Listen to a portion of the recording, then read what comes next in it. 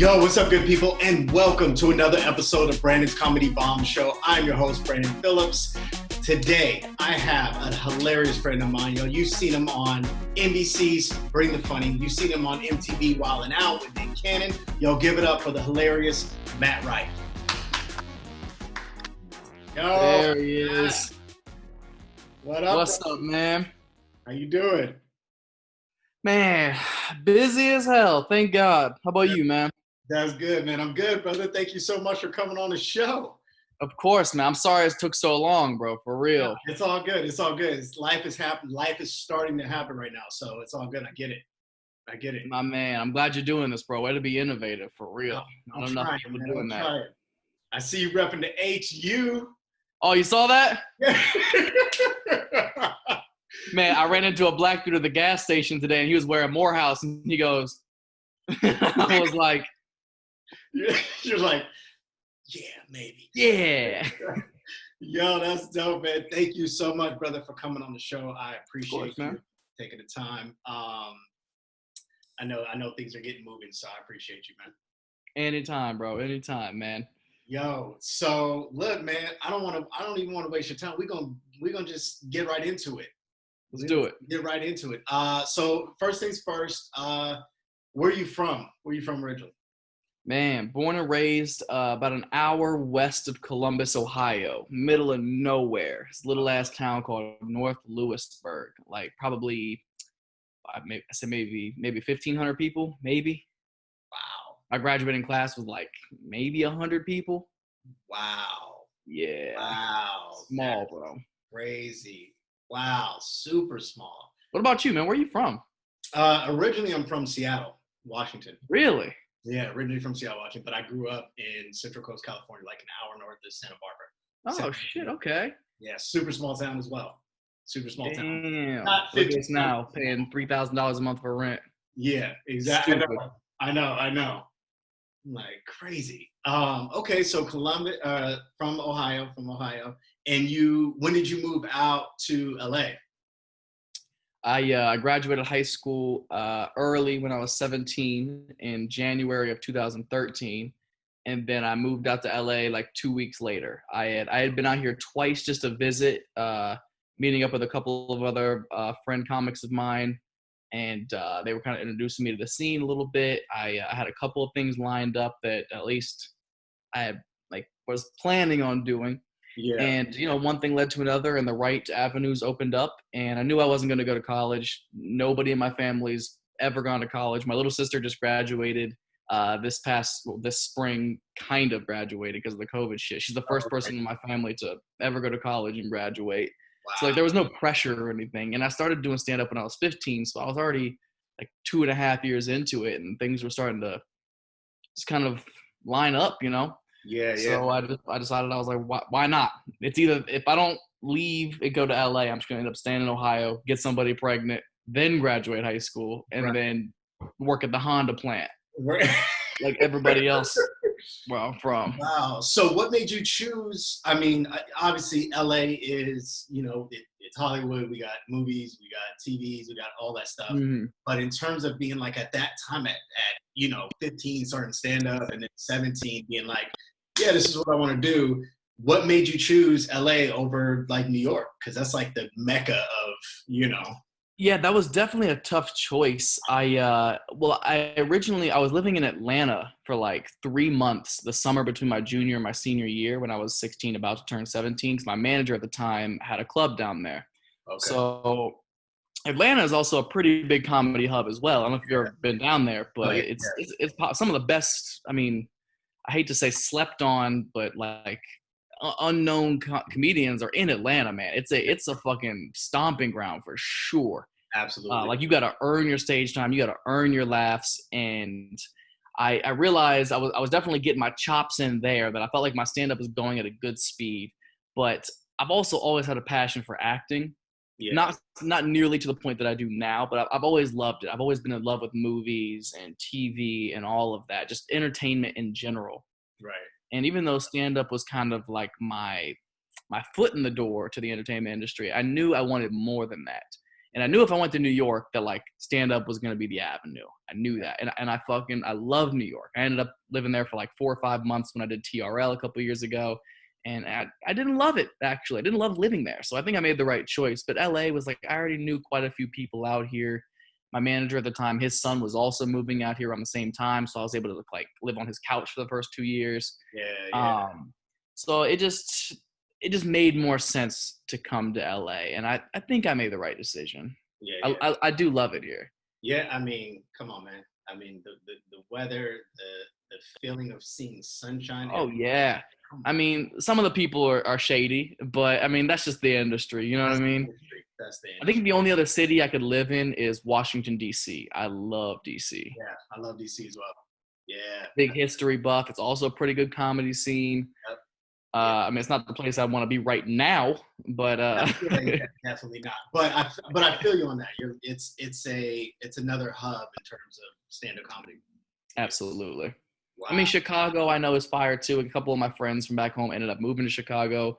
Like 4 of my best friends out here are all from Chicago. So I mean, that definitely could have been an option, but yeah, LA was just calling me, man. I love that Hollywood nostalgia, and like even though it's littered with homeless people and tourists, like even just going down Hollywood Boulevard every now and then at night, I'm just like, damn, like right. It's cool to live here. Yeah. No, I feel you. Coming from a small town, you definitely can appreciate. Oh yeah. City lights and that side of it. You know. Mm-hmm. So, wow. Okay. So how long now? So started 15. How long have you been doing stand up then? Like. It was 9 years this April, but it almost doesn't feel like I hit the 9-year mark because my last stand-up gig, like my live stand-up show was like March 6th, I think, 5th or 6th. So like right before the lockdown shit happened. So it almost feels like I took like a time out right before the 9 years. Yeah. But I guess technically it has been 9 now, which is it's crazy to say. I'll be doing it 10 years at 25, and I know like most people have like just then started or hadn't even started yet. So it's cool to have that time under my belt. Of course, I'd like to be further in my career than I am, but I think everybody does. You can't get too content, you know? Yeah. But you're super young still to be. There's a handful of comedians I could say they started at 15. You know, like. Yeah, and all of them are doing pretty well. So fucking fingers crossed. Exactly. Yeah. You're on the right track, man. Thank you, man. That's dope. So you've been doing it for 9 years now. So tell me, what is your most memorable time bombing on stage? Man, I think it's gonna be a weird example because it's weird when you're doing stand up so young and you're at least doing okay. I don't have that many bomb experiences. Like I've never been booed ever, thank God. Which I mean, I like to believe is just because I'm, tolerable at the very least. Right. But I mean, also there's kind of like there's the kid factor. You know what I mean? You get a little bit of a chance. Yeah. With being young, because no one wants to boo like a kid. You know what I mean? Like who's going to be the dickhead to do that? But I mean that kind of wears off around 21ish. So I mean I've had a couple of years where it was possible. But I'd say my biggest bomb ever was. I'm going to butcher what year it was, but it was LeBron's second NBA Finals in Miami. Do you remember what year that might have been? That might have been like 2000 and what was that? Like 14. 2000. What was it? Was it 14? I think it was the same year Robin Williams died. Okay, so I think like 2014, something like that. Yeah. I want to say it was like 2014. This is a time that I was still working out of Atlanta quite a bit. I was already living in LA, but I still had my manager in Atlanta. So like I was going around, bouncing around, doing all like the one-nighters in like the local spots, a couple hours outside of the city and stuff. And there's a comedian in Atlanta. He might be in South Carolina now, but Doo Brown. You know Doo Brown? Yeah. That's his real name. He's been around for a very long time. Def Jam, all that shit. Yeah. He's very well known in like the southern urban market. Yeah. He's a beast. He's a killer comic. He's very well respected down there. Right. And he used to run this night at a sports bar. I don't know exactly where it is. It's probably about an hour outside the city of Atlanta, like just kind of like more like the suburbs and stuff. So he hosted this one nighter at a sports bar out there. And at the time, I really wasn't into basketball at all. So I wasn't even aware of like the finals going on, like hardly at all. I was maybe 18 years old, I'd say. Right. And at 18 years old, I probably had a hot 15, maybe, and like could probably do 20, 25 and get by. Yeah, you're like, just. Yeah, if I stretch it. And a lot of my early shows, I mean, I shouldn't say that because I still do them. Like, I grew up doing a lot of like really urban, ghetto, all black crowds. Yeah, so this was nothing new to me at all. It's definitely its own art form to be able to perform in front of all black people versus all white people. Like they're two very fucking different things. And then there's hood audiences, there's black audiences, and there's white audiences. Like a hood audience that's a whole nother level. Black audience. Exactly. So and I've been lucky enough to be put through the ringer on all three of those different groups. So luckily, I pride myself on a lot of what my stand-up is today is kind of for all three of those groups. I like being able to go to all three of those different kinds of clubs and atmospheres and being able to do basically the same material. Maybe switch around a couple little words or a different cadence a little bit, but the material is for everybody. So that's what I'm starting to love about my own material. So we're at this sports bar, say 2013, 2014, whenever it was. And I get there and it's packed the fuck out. Like people standing on top of like everybody who's sitting down and everything. Like there's no room. And my first instinct is, damn, this comedy show is packed out. No, you sold it out. Oh man. I was opening for him for Doo Brown. It was his room, so he would have a couple of openers, like 3 openers, and then he would go up and do like 45 to an hour or whatever. So I get in there and I'm like, man, this is great. I mean, you sold it out. He was like, well, it's also it was like whatever game it was, game 6 or game 7. It was like the last game of the series. In this series, LeBron James with D-Wade and Bosh in Miami. I forget who they were even playing, but it was a fucking massive game. Yeah. And he was like, yeah, well, the series is on right now, so we're going to try to wait for it to end, and we'll probably start it then. So, like, the show was supposed to start at, like, 7:30. It's, like, 9:30, and they're like, it's just now, like, fourth quarter's just now starting. And they're like, well, we got to start the show. We have to start it. And I'm the first comic to go up. And I'm supposed to do like 20 minutes. And I am the only white person for miles, let alone being like 18, no TV credits or anything. Like nobody cared that I was even alive at all. Right. And I'm standing on like basically 2 big ass speakers. Really, I'm like on top of the speakers. And I'm like, are they gonna shut the TVs off or like? Because people are yelling and every time LeBron pulls up, makes a 3, crowd fucking everybody's going fucking nuts. And he was like, we can't turn these TVs off. People will go crazy. He's like, just go up there, do your time. There's gonna be people listening to you just do your thing, just have fun up there. And I was like, all right.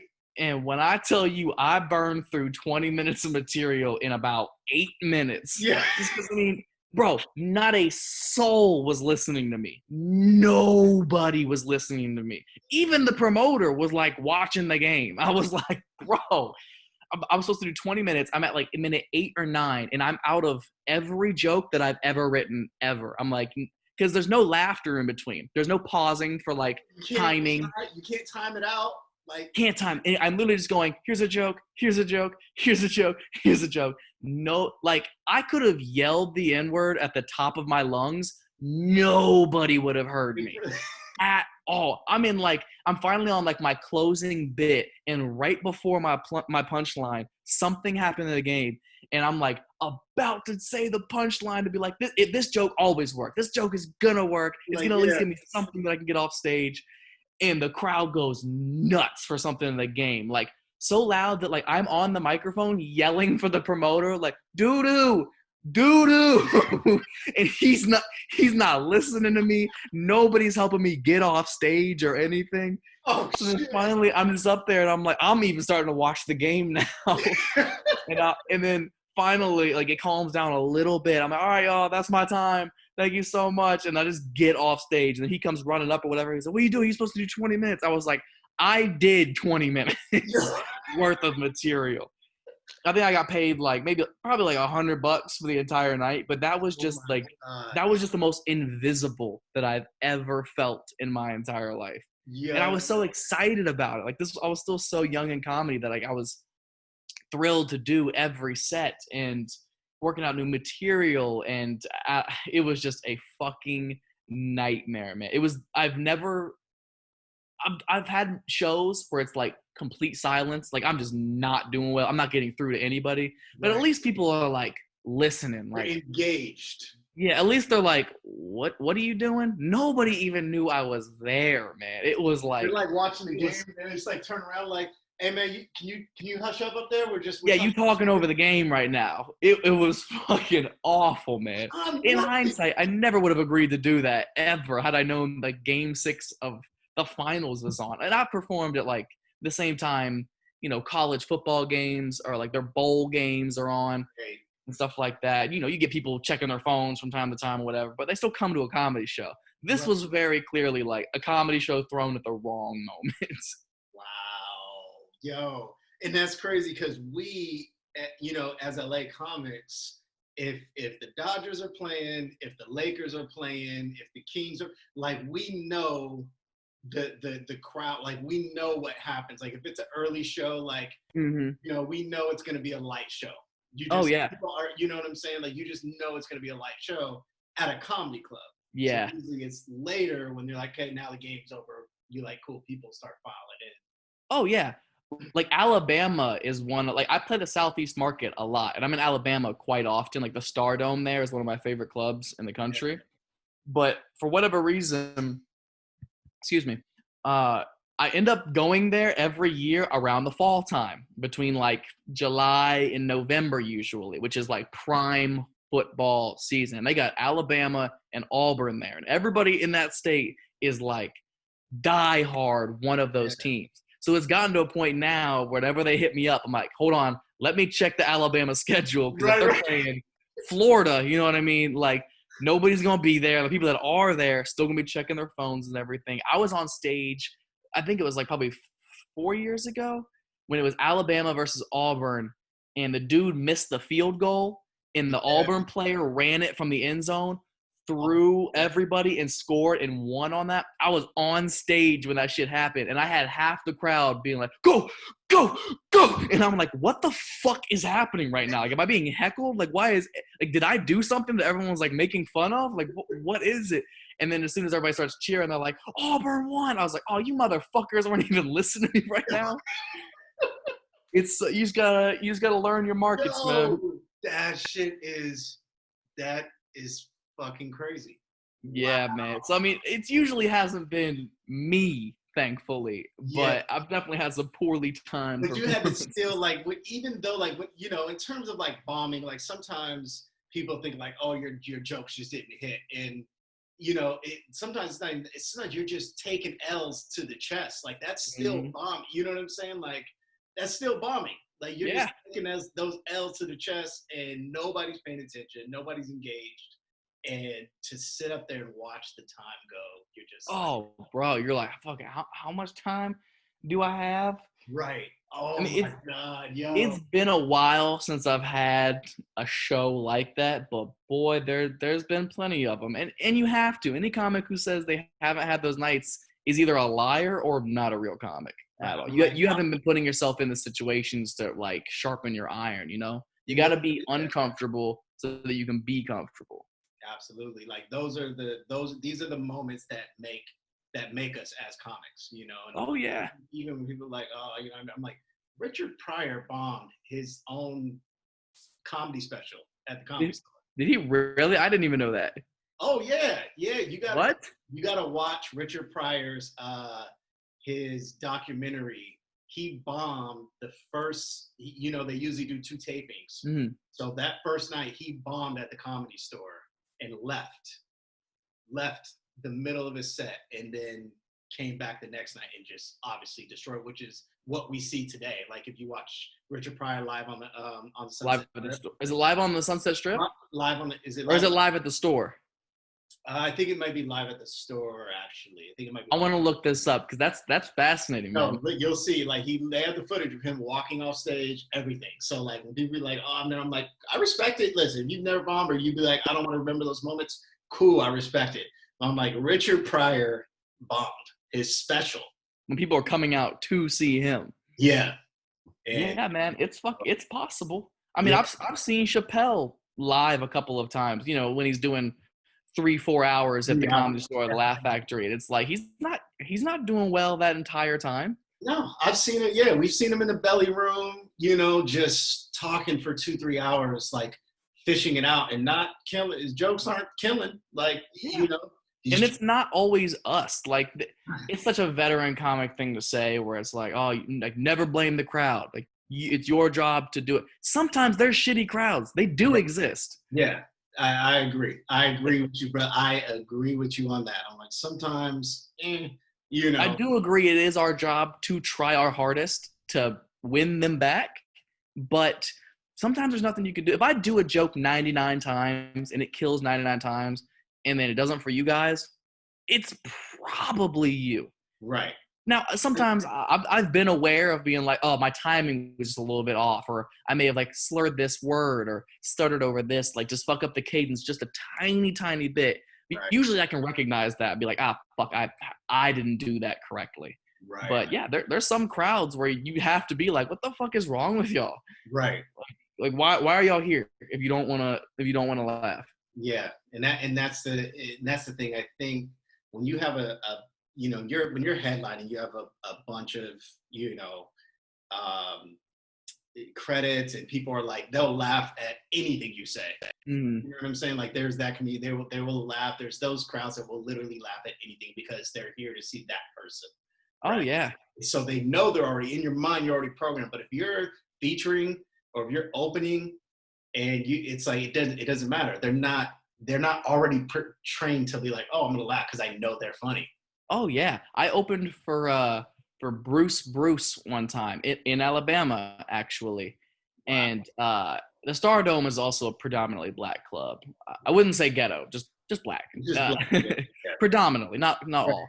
But I was probably about 19, and it was a 2-man show, just me and him. And I was only supposed to do like 15 minutes up front or whatever.